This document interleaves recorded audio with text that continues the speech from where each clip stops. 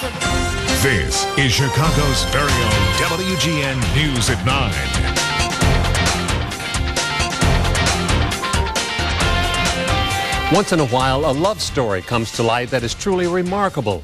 We think of Romeo and Juliet, Tristan and Isolde as historical standards representing cherished, unending devotion between two people. Tonight, two modern-day sweethearts whose unending love affair is unique. And like the famous couples before them, Rich and Maggie King faced tremendous obstacles, tearing at their fidelity. But they survived to prove the miraculous power of love.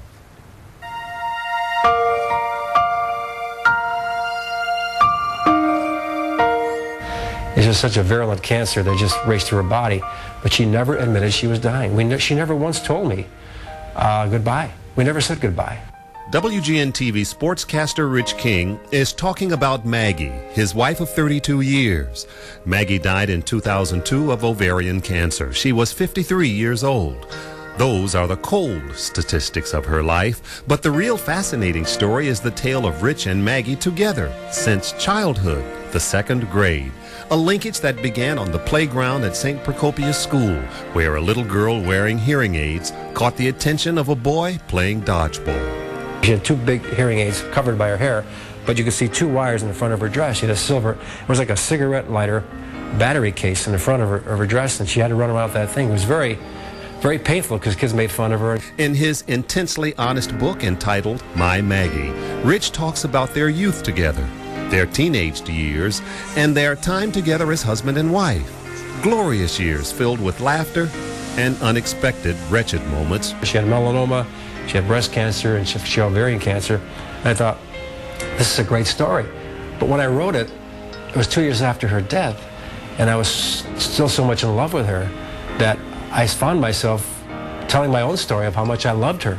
The book is filled with inspiring stories as Rich tells of Maggie going back to school after she went blind and then working with other people facing blindness at the Lighthouse for the Blind. I don't think there's anything more traumatic than losing sight. Jim Castlefoot is president of the Chicago Lighthouse for the Blind. Vision impaired himself, he understands what Maggie was going through as the world around her and the man she cherished grew dimmer and dimmer. I hope that people who are diagnosed with that kind of thing or who are blind will read this or hear the audio book and say, you know, she overcame it and I can do it. I can do the same thing she did.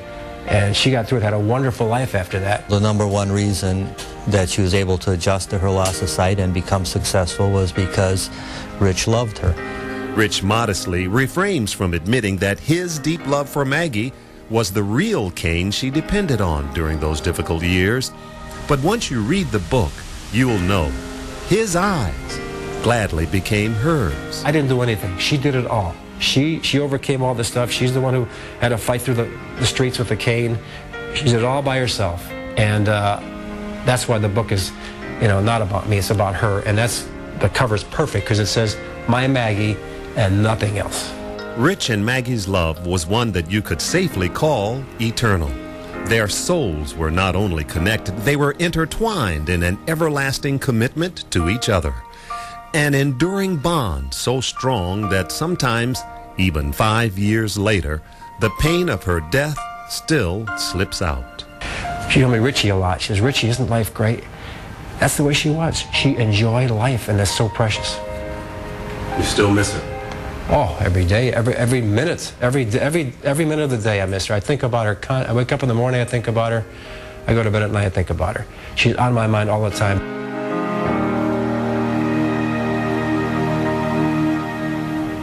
It's an incredible story. I just love the book, Rich. It is just wonderful, and I know that this must have been not only a labor of love for you, but something that was difficult to write at times. It was difficult to write and also difficult to do the audio book, which is more painful than writing the book. But the main thrust is what I said there. I want this book to inspire people with disadvantages, blind people, hearing impaired people, and Maggie had a great life, and they can have a great life too, and also make a lot of money for charity. 65% of the money is going to charity for this Letters for the Blind and American Cancer Society. We have the book signing coming up on Tuesday at Borders downtown, and we have that in there. And so we have, and you're going to speak with me at the American Cancer on Tuesday. So we're going to get behind this thing, make a lot of money for charity, and we're also going to hopefully inspire some people that they can overcome some things. Well, you have certainly done that, and I heartily recommend the book.